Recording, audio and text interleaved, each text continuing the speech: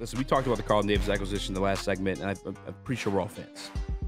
Yeah, you have your rookie pieces that you're excited about, and Meek Robinson you're excited about. That's a guy that was a CB1 on a Super Bowl winning team. Like the acquisition. Terrion Arnold, love the acquisition. You address a position of need, and not only did you address the position of need, that's not the philosophy in the draft. They go by player. Yeah. How good are you as a football player? And we were able to acquire that at a position of need. That's a home run in my opinion.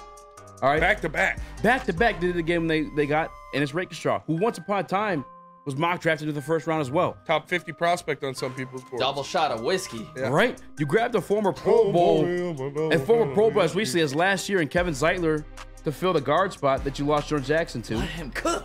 Yeah. You re-signed Graham Glasgow to a really affordable contract. I think the DJ, oh my God, okay, hold on. DJ Reader, one of the highest grade defensive tackles. Also signed him and brought him in too. I think the Detroit Lions had a pretty good offseason. And you locked down your Hall of Fame loading left tackle of the future, who plays right tackle right now.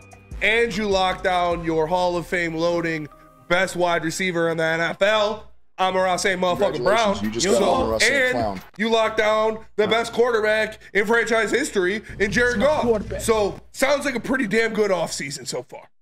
Okay. All right. Carrying on. I think it's a good offseason. However, Seth Walker from ESPN graded everyone's offseasons, and he gave the Detroit Lions a C. Nick, I don't participate in ESPN Plus because of garbage like that. What was the reasoning behind this? Biggest move, extending quarterback Jared Goff for $113.6 million, fully guaranteed. Move he liked, Kevin Zeitler, and re-signed Graham Glasgow at value prices, not mentioning DJ Reader or any of the contract extensions. And move I disliked the price they paid to extend Goff.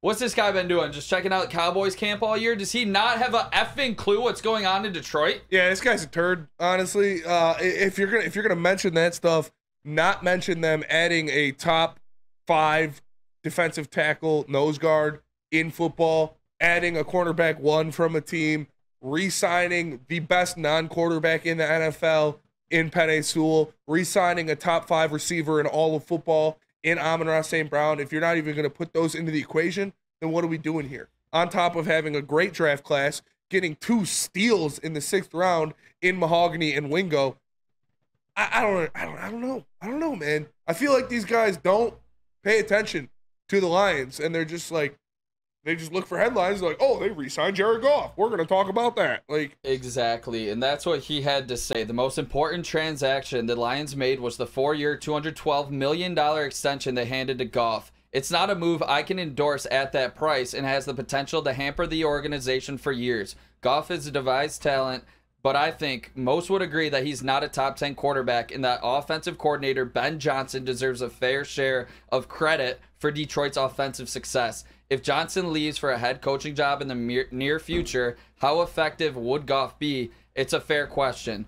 Well, when you put it like that, no, I mean, is he grading for like this coming season though, or is he grading for the future? Because if you're grading for this coming season, who gives a fuck about that? Yeah.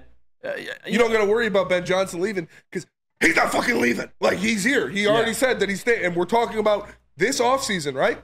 For next season, where they're going to be a Super Bowl contender. It'd be pretty important to lock down the quarterback that took you to the NFC Championship game last year. So I understand. This show, more than anybody on the network, has their concerns about when Ben Johnson leaves. But that's in the future, baby. We don't got to worry about that. We're talking about right motherfucking now, the year the Lions are going to go win a Super Bowl. And right fucking now, this team needs that locker room to be in sync, moving, stride for stride, on the same page. You cannot do that with a quarterback that doesn't have a contract extension. You can't. We've seen it play out with the Lamar. He didn't even play in the playoff game that team was in, the Ravens, when he was playing on the last year of his contract deal. Like, you cannot do that. And this team believes in Jared Goff. You could not have gone into this season with him playing on a 1-year deal. And I think that is going to be the biggest reason why. We've seen it before. This locker room buys into Goff. You saw it after that Rams game. They were in that locker room waiting for Jared Goff because they knew how much it meant to beat his former team. And that's why your quarterback got paid. Yeah, you need. Can you scroll to the top of the article? Did he give context? Like, is he grading for the season coming up, or is he grading for the future? It was off-season. He just graded It's just off season. Yeah. Off season grades. The off-season grade. Listen, as a guy who was formerly denounced, not even denounced, I never really perceived myself as a hater, but a guy who's been like perceived as a hater of Jared Goff, who gives a fuck? Like this, if you're grading the offseason, grade the offseason. Don't grade like 2 years from now. Because you're gonna look stupid next year when they're cashing in the fucking Super Bowl. Yeah, and Big M also makes a good point. He says, Terrell Williams signing, bringing in Terrell Williams, bringing in Deshae Townsend. You know, two guys that are going to revamp and recoach your two biggest glaring needs last year. You know, the coaches that didn't get the job done with the cornerbacks or the defensive lines got the boot, and you brought in guys that are respected around the NFL as top quality coaches for those position groups. Like, that should also be a part of it. Fuck this guy, dude. I'm already, what's his name? Seth Walker. Seth Walker. Come run one, Seth Walker. Like, what are we talking about here, dude? This is lazy. This is late. Looking old. They paid Jared Goff too much. See. I don't think it's lazy. He's you want to look at it. You want to find a Jared Goff hater, or a Lions hater. That's that. Again, if you're trying to forecast the future, maybe there's a conversation to be had there.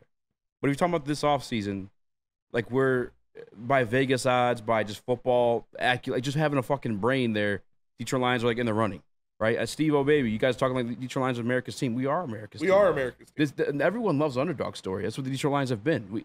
This same coaching staff, Dan Campbell, the face of the team, was doubted. People wanted him fired. He kept that fucking hardcore mentality that people love, and obviously it's turned for the better. And now they're winning games. We were appointment viewing last year.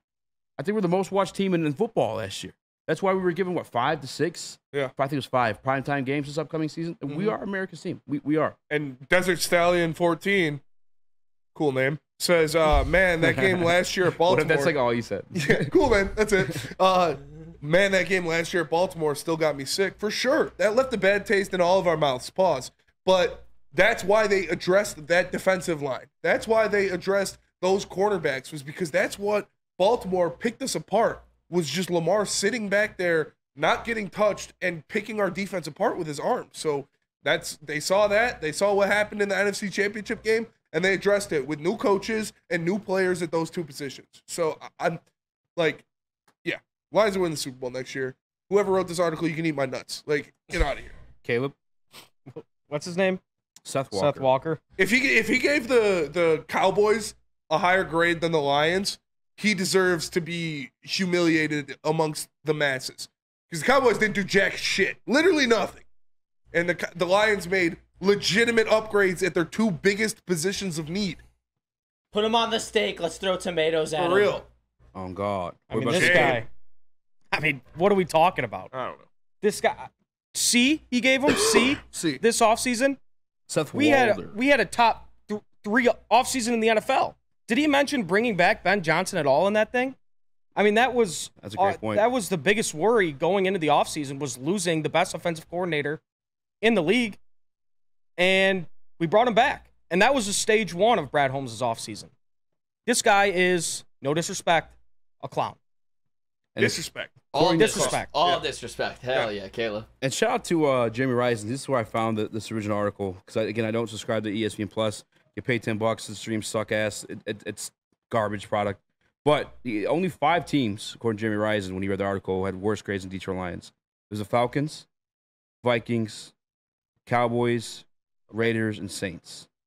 I thought the Falcons, they just signed. I mean, they're going to be good with Kirk Cousins. Yeah, I don't understand that. I mean, and maybe they grabbed Penix. Receivers, too. I mean, maybe Penix is the only reason he gave him that. Is he only looking at one move? Like, is he only looking at one move? Yeah, something. What is going on?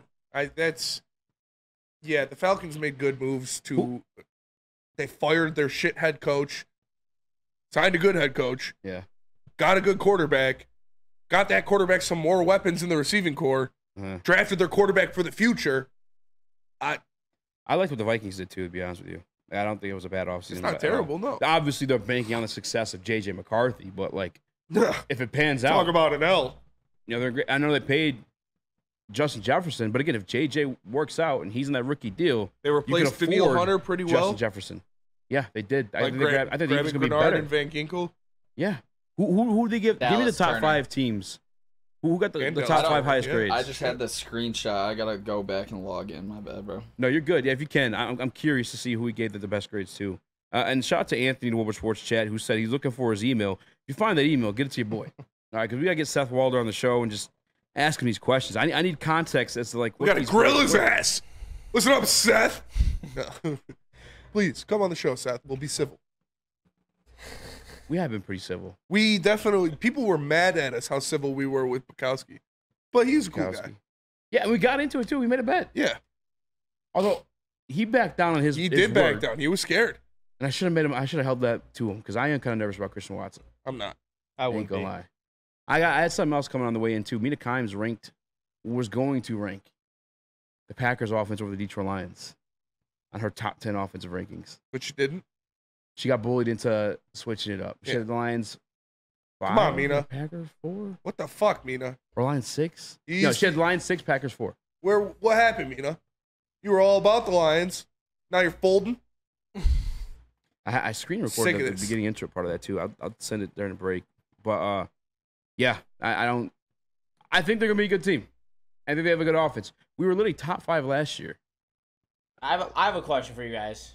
Yeah. Do you think even that wanted it's to go. I did want to go fatigue? off Peter. I Do did. you think it's media Held it fatigue back. at this point? Because now they're hearing the Lions are good, and now everyone's being a critic and wants to try to make up every which way that we're not going to be successful. Do you just think that there's a media fatigue going out there right now? It's what happens. Like, we were the cute story, the comeback story. Look at their coach. She wants to bite kneecaps. Oh, Jared Goff, isn't he so cute coming back? No. Now they're actually a fucking problem. Oh, they're actually a very good, well-run organization now. Oh, they actually have one of the best rosters in football. Oh, shit. They made it to the NFC Championship game and we're winning through half of it. This is a team we actually have to look out for. This is a team that is better than our fucking media darling Dallas shit Cowboys. Like, we're the villains now. It's the villain era. Shout out Brad Holmes. We're not your little cute neighbor from down the street. I was going to say something, but I don't want to. We're actually villains now. Doesn't matter. So if you got got to to worry about cheek us. and 3 toes. I will beat your ass. You can't be calling us cute and such a good story. No, now we're sitting at the big boy table and we're looking down at 95% of the NFL. And we're going to kick your talk to fucking him. teeth in. Yeah. We're the fucking Detroit Lions. That too. Nick, did you see? Sorry, Izzy. Did you see? Mina's Korean, I believe. Mina's what? Korean, I believe. Yes, she is. Who they have in the top? Who do you have in the top 5? Eagles was top. What are you I thought doing? they had a pretty damn Say- good Eagles offseason. had a Offseason. damn good offseason. They didn't like that Saquon. They didn't like the Saquon contract. But one thing that they did say in the top of the article was that it does involve coaches and like extensions for the future.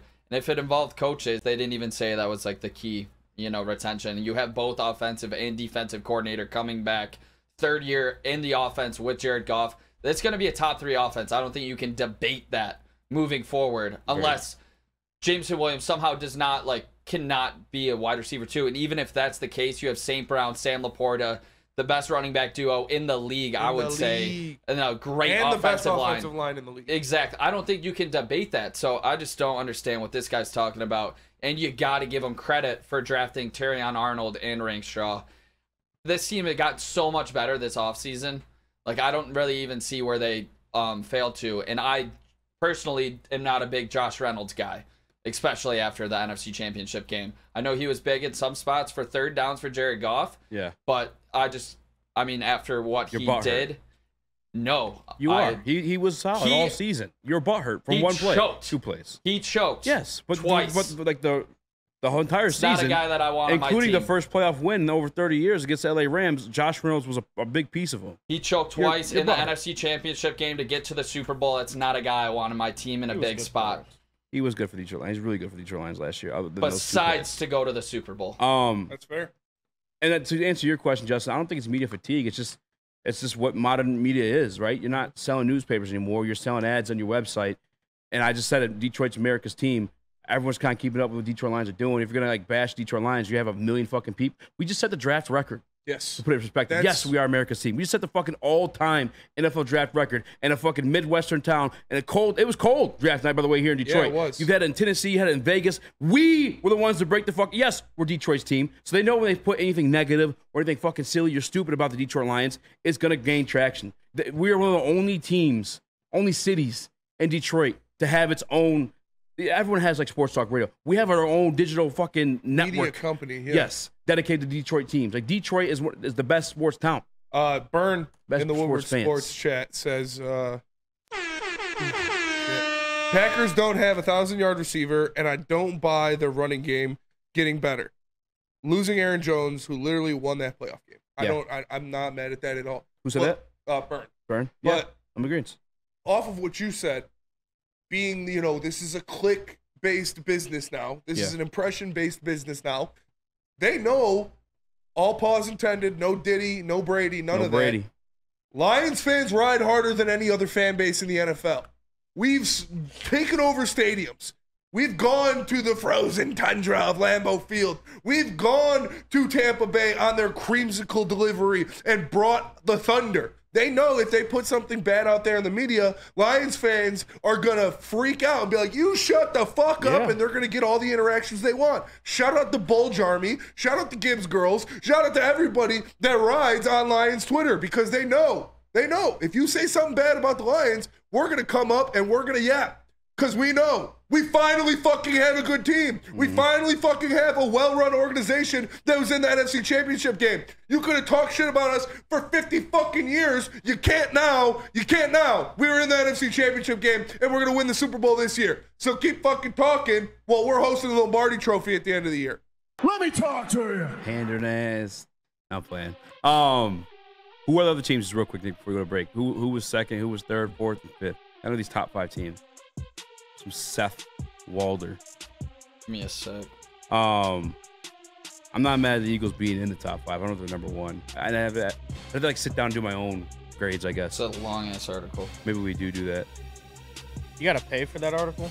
Crazy. ESPN Plus, yeah. Yeah, my brother has dude. it, so I gotta go through it. Chiefs, Chargers, Dolphins, Pats, Patriots. What the fuck did the Dolphins do? I thought the Dolphins had a bad offseason. They lost Van Ginkel. They lost. What the Pats? This guy blows. Yeah, this guy must be a Drake May super fan. I can give you Chiefs. He sounds like a Boston guy. I can give you Chargers, but the Pats being there is fucking crazy. Pats is wild. The Pats being there is wild. If you're gonna grade Minnesota bad because they grabbed their rookie quarterback, what the fuck the Pats do? And all the Chiefs. Jacoby Brissett and then fucking May. That's the same mixture. You got a backup and a rookie. That's exactly what the Vikings did. You got them. I would say the best offseason is probably the Eagles or the Lions. Like, honestly, I mean, Chiefs offseason? What? All their players are getting arrested. Yeah. What do you mean they grabbed? And they lost Snead. They got lost Snead. They lost Snead, yeah, but 3 of their players got arrested. Rashid Rice Look is what probably they going to did get suspended. without receivers. And they just went and grabbed Patrick Mahomes, his receivers. They re-signed Chris Jones. They wouldn't be my top 5, though. They get receivers. I guess. Hollywood Brown. Maybe my top 5. Hollywood Brown. Hollywood. And they also grabbed Xavier Worthy in the Worthy. drafts. Chargers are up there, too. You say Ravens when they grabbed Henry. I think it's the Eagles. Eagles for sure. If we're considering coaching staff. If we're considering coaching staff, Detroit Lions were by far not a C. That's a B plus to A. Yeah. Honestly, it's an A. For damn sure.